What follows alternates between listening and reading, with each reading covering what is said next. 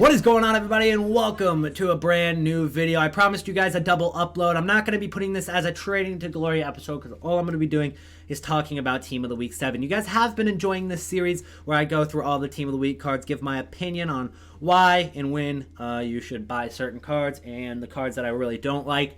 And the first impression I get from this Team of the Week is it's one of the best, if not the best, Team of the Week we've had so far. With Luis Suarez, Iago Aspas going for like 150k, Willian obviously, Sadio Mane obviously, you've got Marquinhos, Diego Godin down here, you've got Manolas, and then a couple other, decent starting 11 players. Even on the bench, you've got players like Alexander Pato and Bellarabi and Demirbay. It's a pretty solid Team of the Week. So my first impression is, if we get Movember, if that's an event, are they going to do something with this weekend? Is there going to be some sort of SBC, like a Team of the Week guaranteed, maybe have 83s and 84s go up in price, maybe make up for the fact that the Scream event was pretty dead? I don't know, but if they were to do something like that, this is the Team of the Week to do it for, just because it's so good, and people would definitely do an SBC for some of these cards for sure. They would definitely take the risk and lose a ton of coins on doing even an untradeable SBC to try to pack that, like Luis Suarez and Diego Godin and Sadio Mane, Willian Borges. A lot of good cards in here, but let's go and start up top with Suarez at first. And I guess before we get into that, like, the reason I mentioned that is because if they were to do something like that, the price of these cards would go down. The high-rated ones would definitely drop in price if it's tradable, of course. If it's not tradable, it won't affect the market quite as much, maybe just slightly. But if it's a tradable one, these cards will get put on the market quite often, and that'll cause some of the high-rated ones to go down in price. It'll also cause like the 81s to go down in price, but it will cause the 83s and 84s to go up in price of players like Demirbay and Bellarabi. But that's only if there's an SBC, which honestly is not that likely. But as I said, let's get into it. Starting it off with Luis Suarez, and sorry if it lags at all. The servers are still really messed up right now.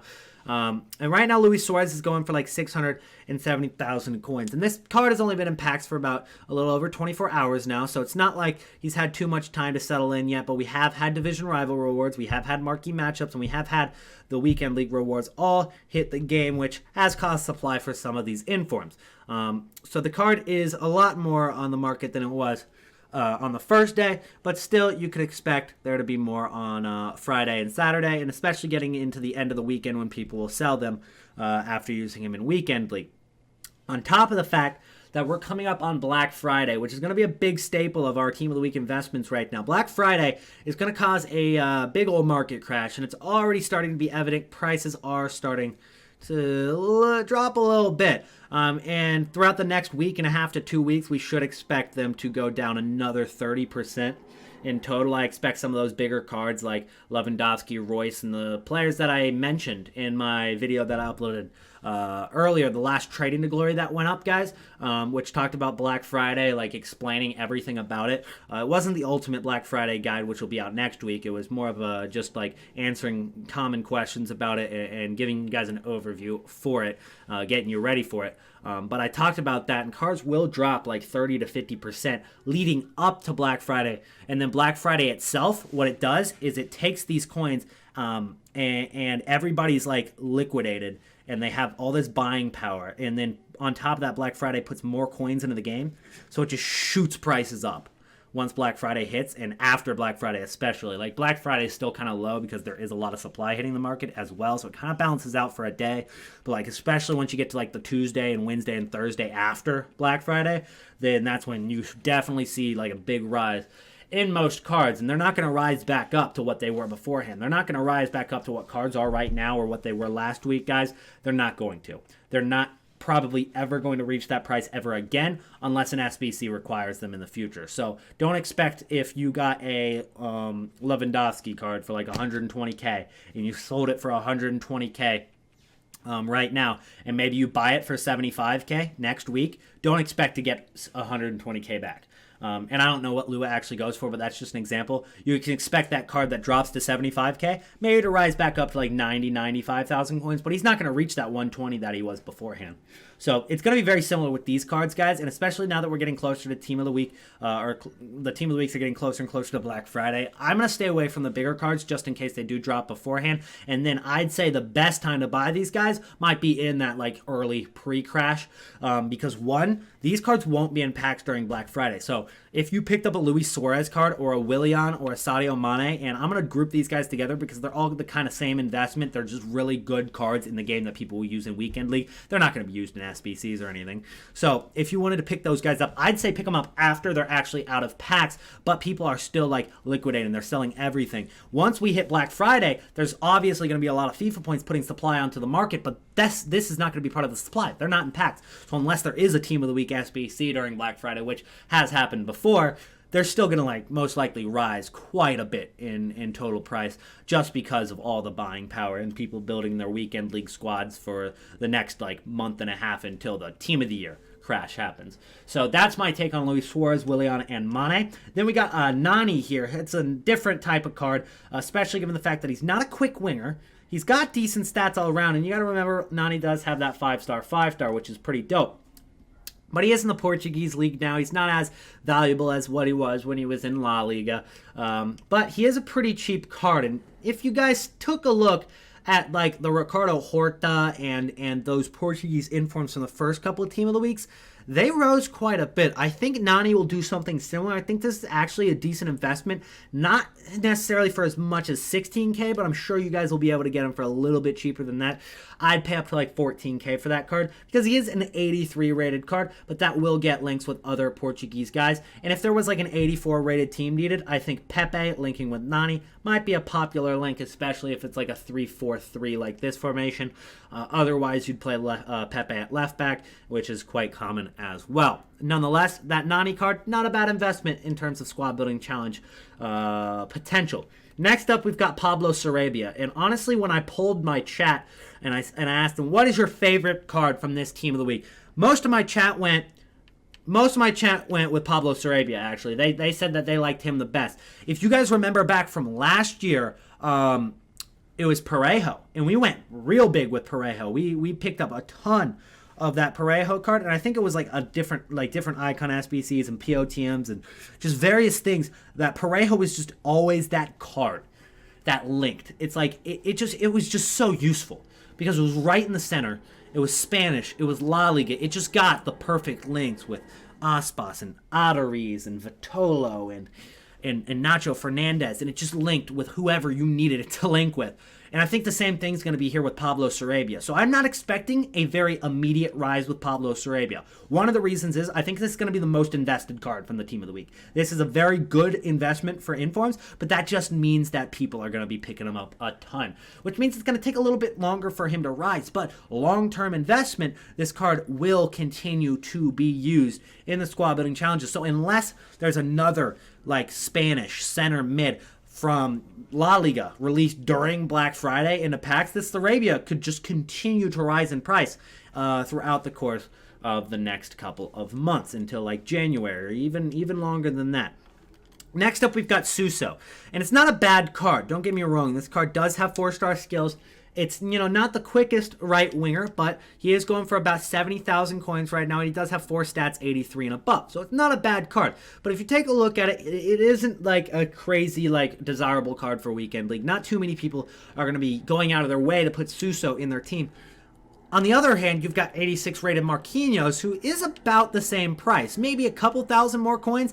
So if you had to choose an 86 rated investment from this Team of the Week, guys, I'd go Marquinhos over Suso personally, because he's got that Brazilian, he's got that PSG link, and then on top of that, Suso's got a second inform. Now that's his second inform. This is Marquinhos' first inform, and we've seen how desirable his base card is. So I really think that this card will be used in Weekend League quite a bit. It is an 86 rated card that gets great links as well, so possibly a card for SBCs, but it might be a little bit too expensive for that. Nonetheless, guys, this might be thrown into the category of like the Luis Suarez, Mane, and Willian group. As long as there's no SBC from November that is like, or possibly like another Prime Icon SBC, which has definitely affected Inform's prices in the past couple of weeks. This Marquinhos, I like it. I like it a lot. Now, for Diego Godin, on the other hand, he might be a little bit too high rated for my liking. 91 rated, don't get me wrong, that's awesome, but that comes with a price because it is very, very rare. So I'd say this Diego Godin's never really going to be needed for SBCs. And on top of that, guys, he's a...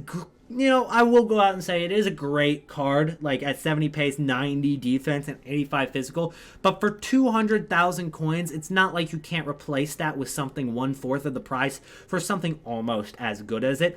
I don't see this being expensive for too long this year. I think this is one of the cards that might start at 200k and over the course of the next few months just drop to like 110k as better cards from the league come out. Like, honestly, if you take a look at the Nacho Fernandez inform that came out a few Team of the Weeks ago, like, it's so much cheaper, and honestly it gets better links, and it's almost just as good as well. So I don't know about that Diego Godin.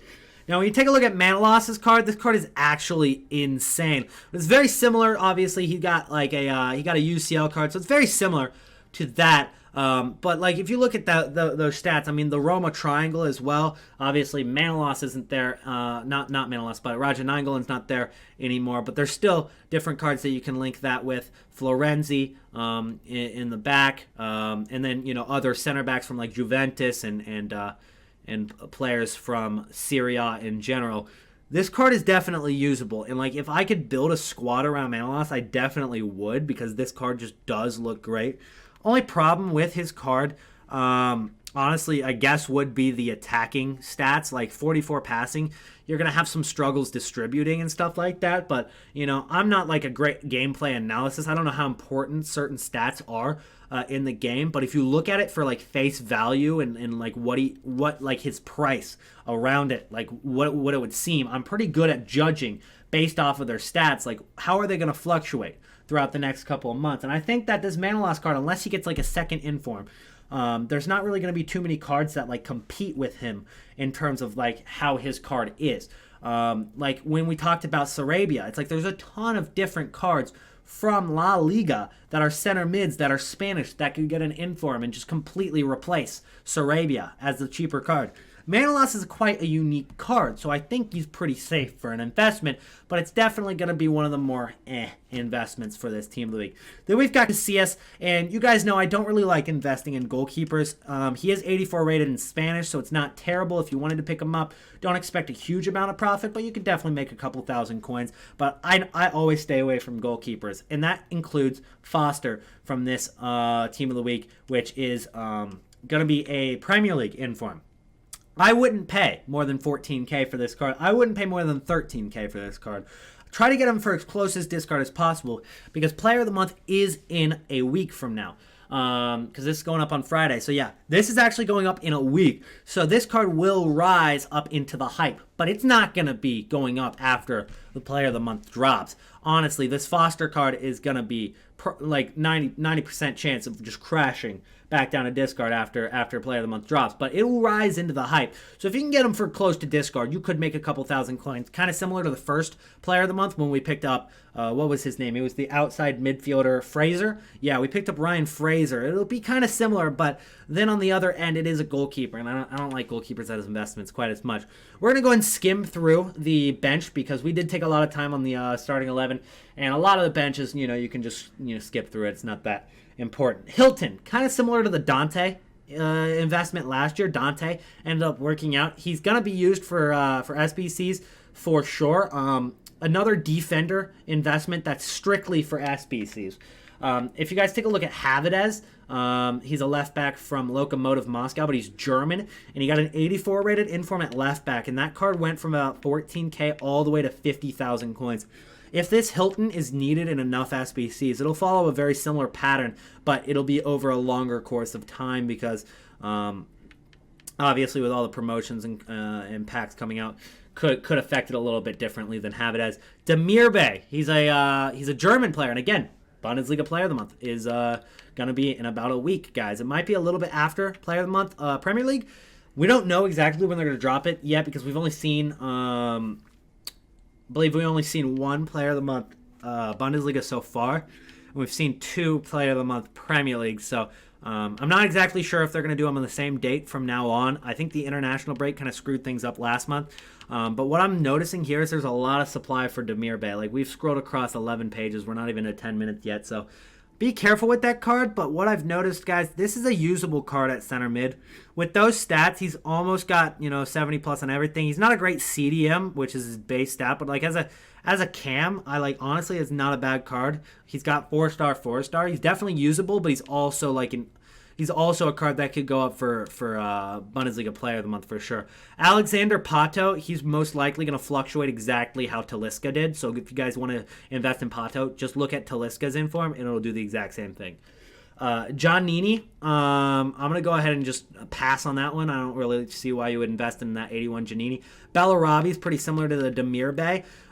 This card, however, is a little bit more usable at that 92 pace on the right wing. There's not too many right wingers from Bundesliga that are as good as this card, so I like it. I like this Bellarabi, but I'll go ahead and put him more like mid-table as in terms of our investments from this team of the week. I've definitely had my favorites, and then I've got ones that are like, okay, it's a decent investment, but I'm not sure 100% if I'm going to invest in it.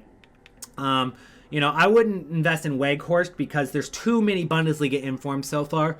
There's like every single week there's an 81 rated Bundesliga inform that's just like not very good. So I don't like those as investments. Go with at least the 83s like Bellarabi and Demirbay. Don't worry about Weghorst. Mancini, just too low rated. There's other options, guys. Davies. You got Jadon Sancho, Zardes, and Sharp. The last one we'll talk about, I guess, is Jadon Sancho. Given the fact that he's this cheap, it is nice because he is going to be one of the front runners for Player of the Month. I just don't think he's going to win it over top of Jovic. So it just depends on how much hype is going to build around Sancho for winning Player of the Month Bundesliga. I don't think it's going to be near as much as Jovic. I think Jovic's inform from the last team of the week is going to rise more than this Sancho. But it's not a bad card. He does actually have 5-star skill moves, but the only problem is you look at that shooting. He's not great. With 66 shooting. Nonetheless, that card could definitely rise a couple thousand coins. The only reason I'm nervous is that's only 79 rated, guys. Any fluctuation of supply in terms of packs, like it could literally just be another marquee matchup, like UEFA marquee matchup giving a 25k pack. Just something as simple as that could cause this card to drop quite a bit just because it's so low rated. So be careful with cards that are that low rated, like even 81s, but especially like 79s and 78s. They're just so much more common in packs. We saw how much supply Demirbay had as an 83 rated. You just kind of gotta imagine how much there is going to be for Jadon Sancho. So that's going to be our Team of the Week 7 analysis. Let me know what you guys think down in the comments down below. And make sure to drop a like if this video helped you out at all. Subscribe to the channel if you're new for more FIFA 19 trading content, squad building challenge guides, the Trading to Glory series you might have seen here on YouTube. And make sure to check out that Black Friday video, Trading to Glory, that I did drop probably a few hours before this video went out. Anyways, guys, that's it for today's video. I'll see you in the next one. Peace out.